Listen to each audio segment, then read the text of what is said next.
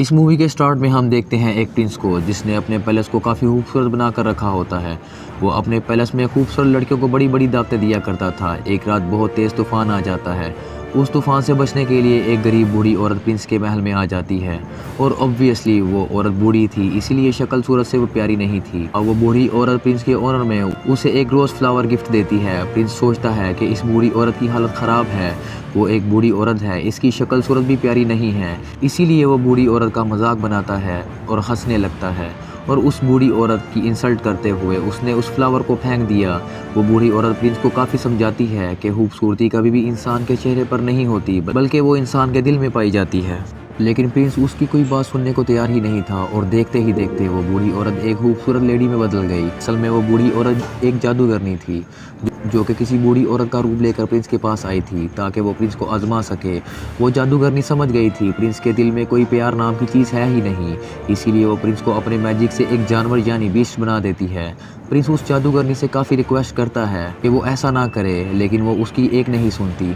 जादूगरनी के इस मैजिक की वजह से सब लोग आहिस्ता आहिस्ता प्रिंस को भूलने लगे। यहाँ पर हम ये जान पाते हैं कि जादूगरनी ने प्रिंस को जो फ्लावर दिया था वो कोई आम फ्लावर नहीं था बल्कि मैजिकल फ्लावर था, और फ्लावर ना एक्सेप्ट करने पर उस जादूगरनी ने प्रिंस को एक कर्ज दे दिया। और ये कर्ज तभी ख़त्म होगा जब प्रिंस को उस फ्लावर की आखिरी पत्ती यानी पंखुड़ी गिरने से पहले किसी से प्यार हो जाए और वो भी प्रिंस से प्यार करे। लेकिन आखिरी पंखुड़ी गिरने से पहले अगर किसी ने प्रिंस से प्यार ना किया तो प्रिंस कभी भी दोबारा इंसान नहीं बन सकेगा, बल्कि बीस्ट ही रहेगा वो हमेशा। काफ़ी साल गुजर जाते हैं लेकिन उस पैलेस में कोई भी नहीं आता। फिर हमें पैलेस के करीबी एक गांव में एक लड़की दिखाई जाती है जिसका नाम होता है बेल। बेल को किताबें और स्टोरी पढ़ने का काफ़ी शौक था। बेल के फादर डिज़ाइनर होते हैं। उसी गांव में एक और लड़का भी रहता है जिसका नाम होता है गैस्टोन। गैस्टोन बेल से शादी करना चाहता है लेकिन बेल उससे शादी करना नहीं चाहती क्योंकि वो एक प्राउडी इंसान था। गैस्टोन बेल से शादी करने के लिए उसे अपना बनाने के लिए काफ़ी स्ट्रगल भी किया करता था, लेकिन उसकी कोशिशें नाकाम ही रहती थीं। एक दिन बेल के फादर को कहीं पे जाना था। जिस रास्ते से उन्होंने जाना था वो एक जंगल था। बेल के फादर देखते हैं कि उनके रास्ते में आग लगी है, लेकिन वहाँ पर एक और रास्ता भी था जहाँ पर वो मुड़ जाते हैं। बेल के फादर अपने घोड़े पर सवार होते हैं, लेकिन तभी उन्हें जंगल से भेड़ियों की आवाज़ सुनाई देती है और फिर वहाँ भेड़िए उनका पीछा करने लग जाते हैं। बेल के फादर अपनी जान बचाने के लिए वहाँ से भागते हैं और भागते भागते वो आ जाते हैं बीस्ट के पैलेस के पास। बेल के फादर जब अंदर जाते हैं तब उन्हें वहाँ कोई नहीं दिखाई देता।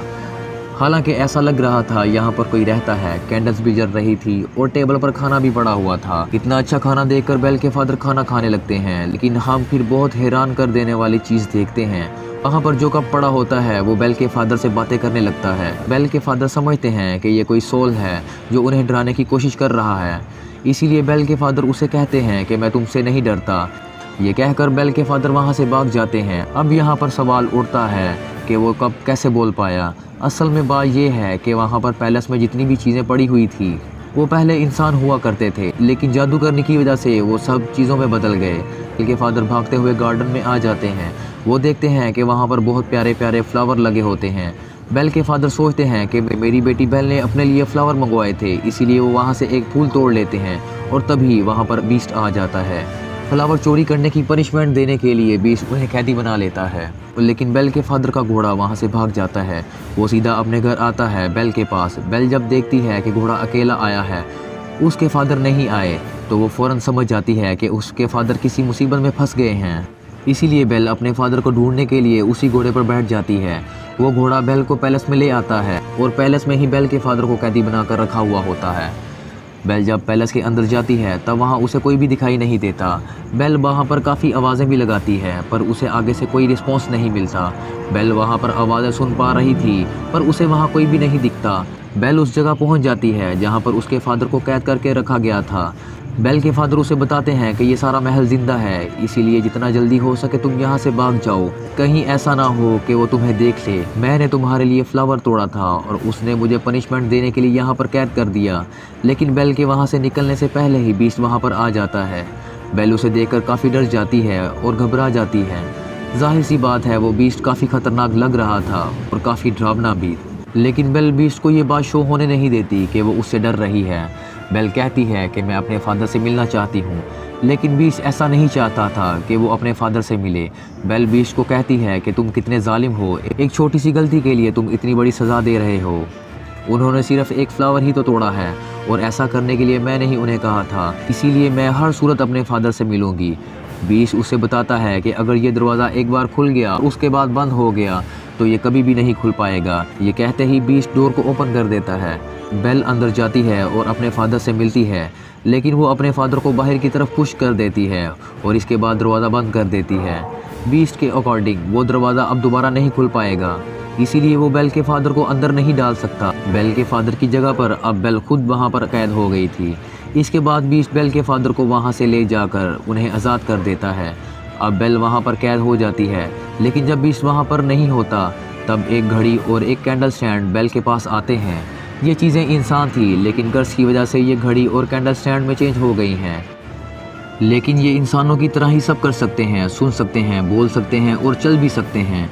वो दरवाज़ा खोल देते हैं और बेल को कहते हैं कि तुम हमारे साथ साथ आओ।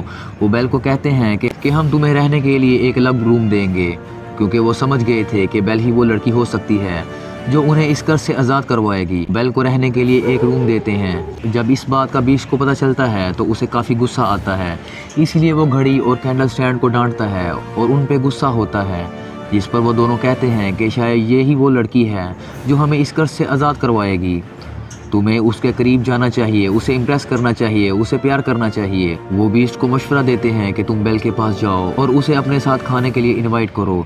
ये बात सुनकर बीस्ट को उन पर गुस्सा आता है और वह उनसे कहता है कि क्या तुम पागल हो गए हो, मैं एक चोर की बेटी को खाने पे इनवाइट करूं, उसके साथ खाना खाऊं, ऐसा कभी भी पॉसिबल नहीं हो सकता। लेकिन जब उसके सभी लोग उसे इंसिस्ट करते हैं तो वो मान जाता है, क्योंकि उन सब के कर्ज होने की रीज़न कोई और नहीं बल्कि बीस्ट है।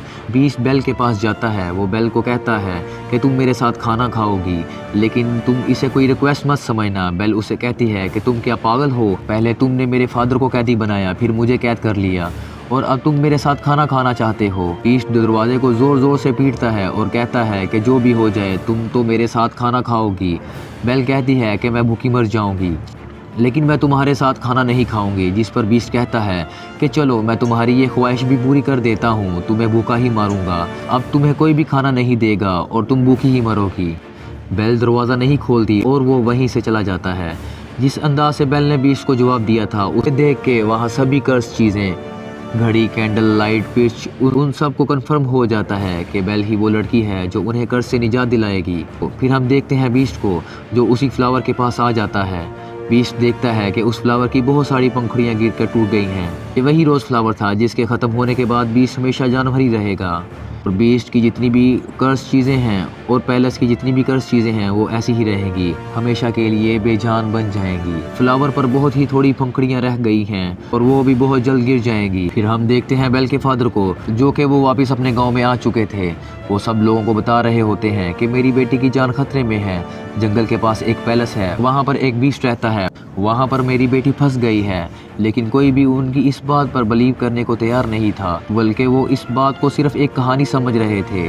लेकिन गैस्टोन जो बेल से शादी करना चाहता था, वो बेल के फादर को इम्प्रेस करने के लिए कहता है कि मैं तुम्हारी बात पर यकीन करता हूँ, मैं तुम्हारे साथ जाऊँगा तुम्हारी बेटी को बचाने के लिए। तब गैस्टोन और उसका एक साथी बेल के फादर के लिए जंगल के रास्ते पर निकल पड़ते हैं।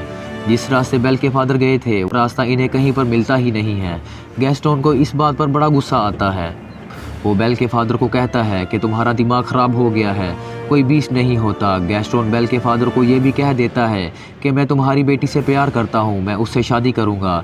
जिस पर बेल के फादर कहते हैं कि तुम्हारी ये ख्वाहिश कभी भी पूरी नहीं हो सकती। इस बात पर गैस्टोन को काफ़ी गुस्सा आता है। वो बेल के फादर के हाथों बांध देता है, उन्हें एक ट्री के नीचे मरने के लिए छोड़कर चला जाता है कि वो भेड़ियों का इलाका था और भेड़िए उन्हें मार कर खा लेंगे। फिर हम एक लेडी को देखते हैं जिसे उसके गांव से निकाल दिया गया था। उसका नाम था अगैथा। अगैथा बेल के फादर की जान बचा लेती है और उन्हें आज़ाद कर देती है। फिर पैलेस में हम बेल को देखते हैं जो कि उसी फ्लावर के पास आ जाती है। बेल अभी उस फ्लावर को टच करने वाली ही होती है कि वहाँ पर आ जाता है बीस्ट। बीस्ट उसे कहता है कि तुम्हें अभी अंदाज़ा नहीं है कि तुम क्या करने वाली थी, अभी हम सब के सब मर जाते। बीस्ट गुस्से में आकर कहता है कि तुम चली जाओ यहाँ से। तब बेल रोते हुए वहाँ से भागकर चली जाती है। घोड़े पर बैठकर जब बेल जंगल पार कर रही होती है तब बहुत सारे भेड़िए आकर बेल के चारों तरफ से घेर लेते हैं। लेकिन इससे पहले कि वो भेड़िए बेल को नुकसान पहुँचाते वहाँ पर बीस्ट आ जाता है। वो उन भेड़ियों का मुकाबला करता है और उन्हें काफ़ी मारता है। बीस्ट वहाँ उन सब भेड़ियों को मार भगाता है, लेकिन उस लड़ाई के दौरान वो खुद जख्मी हो जाता है। बेल अभी घोड़े पर बैठकर वहाँ से जाने ही वाली होती है, तब वो देखती है कि बीस्ट ज़मीन पर गिर गया है क्योंकि वो काफ़ी इंजर्ड है। उसकी हालत काफ़ी ख़राब हो गई है। अब क्योंकि बीस्ट ने बेल की जान बचाई थी, उससे नई ज़िंदगी दी थी, इसीलिए बेल वहाँ से जाने की बजाय उसके पास आ जाती है। बेल उसे कहती है कि मैं तुम्हें उठा नहीं सकती, इसीलिए हिम्मत करके तुम्हें खुद ही उठना होगा। बड़ी मुश्किल से हिम्मत करके बीस्ट उठ खड़ा होता है। बेल उसे अपने साथ घोड़े पर बैठा के पैलेस ले आती है। बेल एक बार फिर से वापस उसी पैलेस में आ गई थी। पैलेस की सब कर्स चीज़ें बेल को देखकर काफ़ी खुश हो जाती हैं क्योंकि वो चाहते थे वो यहाँ रहे पैलेस में। बेल और बीस्ट एक दूसरे से प्यार हो जाए, जिसकी वजह से कर्स ख़त्म हो जाए और सब कुछ नॉर्मल हो जाए। वो चीज़ें बेल को सारी स्टोरी नहीं बताती, वो ये बताते हैं कि वो इस कर्स से कैसे आज़ाद होंगे, बल्कि सिर्फ ये बताते हैं कि जब उस फ्लावर की आखिरी पंखड़ी गिर जाएगी हम सब ऐसे ही रह जाएंगे। बीस्ट भी हमेशा के लिए बीस्ट ही रह जाएगा। बेल बीस्ट को बैंडेज लगाती है। बेल जब बीस्ट के पास होती है तो वो एक शेर पढ़ती है क्योंकि बेल का इंटरेस्ट बुक्स में, स्टोरी में और पोइट्री में बहुत ज़्यादा था, लेकिन उस शेर को बीस्ट खुद कंप्लीट करता है। ये बात बेल को काफ़ी हैरान कर देती है। बेल उससे पूछती है कि क्या तुम पोइट्री पढ़ते रहते हो। बीस्ट कहता है कि मैं लव स्टोरी, प्यार, मोहब्बत इनकी पोइट्री नहीं पढ़ता, बल्कि मैंने बहुत ज़्यादा बुक्स पढ़ी हुई हैं, बहुत ज़्यादा पोइट्री के बारे में जानता हूँ। जिस पर बेल कहती है कि मुझे प्यार मोहब्बत की बातें, प्यार मोहब्बत की कहानियाँ बहुत पसंद हैं। जिस पे बीस्ट कहता है कि तुम्हारी शक्ल देख कर ऐसा लगता है कि तुम्हें प्यार मोहब्बत में बहुत इंटरेस्ट है, अगर कुछ पढ़ना ही चाहती हो तो कुछ अच्छा पढ़ो। फिर बीस्ट बेल को अपने साथ अपनी लाइब्रेरी लेकर जाता है जो कि काफ़ी बड़ी थी। वहाँ पर बहुत ज़्यादा बुक्स थी। बेल उन बुक्स को देखकर काफ़ी शौक भी रह जाती है और काफ़ी खुश भी हो जाती है क्योंकि गाँव में उसे पढ़ने के लिए कोई भी बुक नहीं मिलती थी और यहाँ पर तो उसे इतनी सारी बुक्स मिल गई हैं। बीस्ट कहता है कि अगर तुम चाहती हो तुम यहाँ पर हमारे साथ रह सकती हो। ये बात बेल को काफ़ी खुश कर देती है। फिर वक्त के साथ साथ ये एक दूसरे के साथ काफ़ी टाइम गुजारने लगे। इन दोनों की दोस्ती हो गई, वो एक दूसरे के काफ़ी करीब आ गए, एक दूसरे की लाइक डिसलाइक उन्हें पता भी चल गए। दोनों साथ मिलकर खाना भी खाते थे। बीस्ट बेल को गाना भी गाकर सुनाता है। बीस्ट बेल को एक बुक भी दिखाता है जो कि एक जादुई बुक थी। वो कहता है कि ये बुक मुझे उस जादूगरनी ने दी थी और इस किताब की मदद से हम लाइफ के किसी भी टाइम में जा सकते हैं। एक हम पास्ट जोन में जा सकते हैं, फ्यूचर टाइम में जा सकते हैं। बेल उस टाइम में जाना चाहती थी जब वो अपनी मदर से आखिरी बार मिली थी। बेल जब उस टाइम में जाती है तो उसे पता चलता है कि उसकी मदर को एक इन्फेक्शन हो गया था। इसलिए बेल की मदर ने बेल के फादर को कहा था कि तुम बेल को लेकर हमेशा के लिए यहाँ से चले जाओ ताकि मेरी बेटी को भी इन्फेक्शन न लग जाए। ये जानने के बाद बेल काफ़ी दुखी हो जाती है क्योंकि बेल ये बात नहीं जानती थी कि प्रेजेंट टाइम में वापस आ जाते हैं। कैंडल स्टैंड बीस्ट को कहता है कि तुम्हें बेल से अपने प्यार का इजहार कर देना चाहिए। बीस्ट कहता है कि वो कभी भी मुझसे प्यार नहीं करेगी, लेकिन कैंडल स्टैंड बीस्ट को काफ़ी मनाने की कोशिश करता है और बीस्ट के सारे साथी यानी वो सारी चीज़ें बीस्ट को इस बात पे मना लेती हैं। पहले बीस्ट को तैयार करती हैं और बाद में वो बेल को भी तैयार कर देते हैं। बेल को डांस करना काफ़ी पसंद था, इसीलिए वो डांस करने वाले होते हैं। हम देखते हैं कि बेल के फादर वापस अपने गांव में आ गए हैं। वो सबको बताते हैं कि गैस्टोन ने उन्हें जंगल में बांधकर छोड़ दिया था ताकि भेड़िए आकर उन्हें खा लें। वहाँ बेल के फादर के साथ अगैथा भी होती है, लेकिन गैस्टोन इस बात पर एग्री नहीं होता। वो मुकर जाता है। वो कहता है ये झूठ बोल रहा है, इस पर शैतान आ गया है और ये पागल हो गया है। और साथ साथ वो ये भी कहता है कि अगैथा की गवाही कोई इम्पोर्टेंस नहीं रखती क्योंकि ये पहले ही गांव से निकाली हुई है। यहाँ पर गैस्टोन का साथी भी झूठ बोल देता है। वो कहता है कि गैस्टोन जो भी कह रहा है बिल्कुल ठीक कह रहा है, इसीलिए सब गांव वाले गैस्टोन की बातों पर बिलीव कर लेते हैं और सब लोग ये समझने लगते हैं कि बेल के फादर का मेंटल बैलेंस ख़राब हो गया है। साथ साथ उनके ऊपर शैतानी साया भी है, इस वजह से वो बेल के फादर को पकड़ लेते हैं। फिर हम देखते हैं कि पैलेस में जहाँ बीस्ट और बेल डांस कर रहे थे और वो डांस को काफ़ी इंजॉय कर रहे थे, उन्हें काफ़ी अच्छा फील हो रहा था। बीस्ट बेल को कहता है कि मैं इन फीलिंग्स को काफ़ी अच्छा फील कर रहा हूँ, मैं तो इन्हें जैसे भूल ही गया था। बेल कहती है कि मुझे मेरे फादर ने डांस करना सिखाया। बीस्ट पूछता है कि क्या तुम अपने फादर को मिस करती हो, जिस पर बेल कहती है जी हाँ, मैं अपने फादर को बहुत मिस करती हूँ। बीस्ट के पास एक जादुई मिरर होता है जिसकी वजह से वो हर उस चीज़ को देख सकते हैं जिन्हें वो देखना चाहते हो। वो बेल को उसके फादर को दिखाता है। बेल देखती है कि गांव वालों ने उसके फादर को कैदी बनाया हुआ है। ये देखकर बेल काफ़ी अपसेट हो जाती है, जिस पर बीस्ट उसे कहता है कि तुम्हारे फादर को तुम्हारी ज़रूरत है, तुम्हें उनके पास जाना चाहिए। साथ ही साथ बीस्ट बेल को वो जादुई मिरर भी दे देता है और कहता है कि जब कभी तुम्हें मेरी याद आए तुम इस मिरर में मेरी बदसूरत शक्ल को देख लेना। इसके बाद बेल अपने फादर को बचाने के लिए वहाँ से निकल जाती है। अब बीस्ट पैलेस में अकेला रह गया था। बीस्ट बेल को काफ़ी मिस कर रहा था क्योंकि उसे बेल से प्यार हो गया था, लेकिन अब तो वह उससे काफ़ी दूर जा चुकी थी। अब क्योंकि बेल चली गई थी तो उनका कर्ज ऐसे ही रहेगा और वो हमेशा ऐसे ही बने रहेंगे। इस बात को लेकर बीस्ट और उसके साथी काफ़ी अपसेट हो जाते हैं। बेल अपने गांव में पहुंच जाती है और वो देखती है कि उसके फादर को सब लोगों ने कैदी बनाया हुआ है। बेल सबको कहती है कि मेरे फादर जो कह रहे थे वो बिल्कुल सच है। जंगल में एक पैलेस है और वहाँ पर एक बीस्ट रहता है, एक जानवर है वहाँ पर। लेकिन गांव वाले बेल की बातों पर यकीन नहीं करते। तब वो जादुई मिरर में सब लोगों को बीस्ट दिखाती है। बीस्ट को उस मिरर में देखकर लोग काफ़ी हैरान रह जाते हैं। बेल उन सबको बताती है कि वो ख़तरनाक नहीं है, तुम्हें उससे डरने की ज़रूरत नहीं है। वो दिल का बहुत अच्छा है और वो किसी का नुकसान नहीं चाहता और ना ही वो कभी किसी को नुकसान पहुँचाता है। गैस्टोन को बेल की ये बातें सुनकर रियलाइज़ हो जाता है कि वो बीस्ट से प्यार करने लग गई है। इसी वजह से गैस्टोन जेलस हो जाता है। इसीलिए वो सबको भड़काने की कोशिश करता है कि उस बीस्ट ने बेल पर ब्लैक मैजिक कर दिया है, भी तो ये ऐसा बोल रही है। वो कहता है कि बेल को भी उसके फादर के साथ कैदी बना दो। बाद में वो सब गांव वालों को उकसाता है कि हमें मिलकर उस पैलेस में जाना चाहिए, उस बीस्ट को जान से मार देना चाहिए, वरना वो इस गाँव में आ जाएगा और हम सबको मार देगा और पूरे गाँव को ख़त्म कर देगा। गांव वाले भी उसकी बातों में आ जाते हैं। पूरा गांव पैलेस की तरफ चल पड़ता है।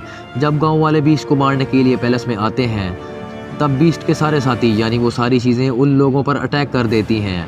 गांव वालों को कुछ भी समझ नहीं आता कि ये क्या हो रहा है। वो इंसान तो नहीं थे बल्कि बेजान चीज़ें थी। फिर हम देखते हैं गैस्टोन को जो बीस्ट के पास पहुंच चुका था, लेकिन बीस्ट काफ़ी उदास होता है क्योंकि बेल के जाने के बाद उसे कुछ भी अच्छा फील नहीं हो रहा था। वो उसे काफ़ी मिस कर रहा था। गैस्टोन बीस्ट को कहता है कि तुम क्या समझते हो, बेल तुमसे प्यार करती है, बल्कि तुम्हें मारने के लिए उसने हम सब गांव वालों को भेजा है। ये कहते ही वो बीस्ट पर गोली चला देता है और बीस्ट जाकर नीचे गिरता है और नीचे गिरने से पहले बीस्ट टेरेस के एक टॉप को पकड़ लेता है। लेकिन इससे पहले गैस्टोन दूसरी गोली चलाता बेल वहां पर आ जाती है। गैस्टोन को रोकने के लिए बेल उसका हाथ पकड़ लेती है। इस फाइट में गैस्टोन नीचे भी गिर जाता है। गैस्टोन की गन भी उसके साथ गिर जाती है। बीस्ट ऊपर आने की कोशिश करता है, तभी बेल उसे आवाज़ देती है। बेल को वहां देखने के बाद बीस्ट के अंदर एक हिम्मत पैदा हो जाती है और अब वो गैस्टोन का मुकाबला करना चाहता था और अब वो पहुंच जाता है गैस्टोन के पास।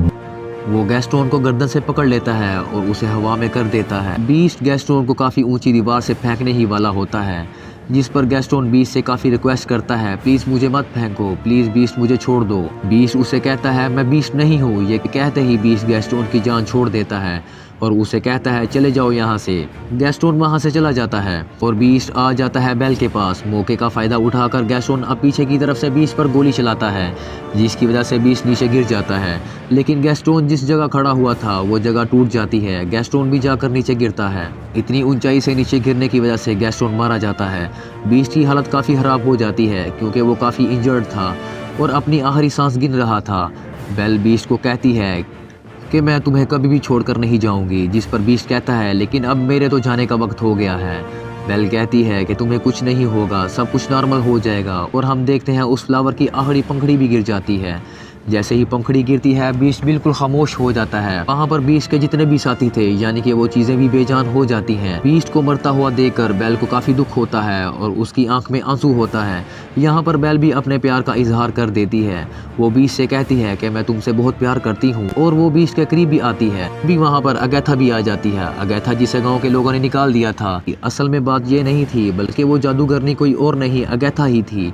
वो देखती है कि बीस्ट को किसी से प्यार हो गया है। वो लड़की भी बीस्ट से प्यार करती है, यानी कि अब वो कर्ज खत्म हो गया है और देखते ही देखते बीस्ट के चारों तरफ रोशनी ही रोशनी चमक उठती है और बीस्ट एक खूबसूरत प्रिंस में चेंज हो जाता है। ये देखकर बेल काफ़ी खुश हो जाती है। वो दोनों एक दूसरे को देखकर काफ़ी खुश होते हैं। वो एक दूसरे के पास आते हैं और एक दूसरे के गले लग जाते हैं और पैलेस की जितनी भी कर्ज चीज़ें थी अब वो इंसान बन गई थी, यानी कि अपने असली रूप में आ गई थी। सब लोग काफ़ी खुश हो जाते हैं। बेल और बीस्ट पैलेस में सब लोगों के बीच डांस कर रहे होते हैं और तभी इस कहानी का एंड हो जाता है।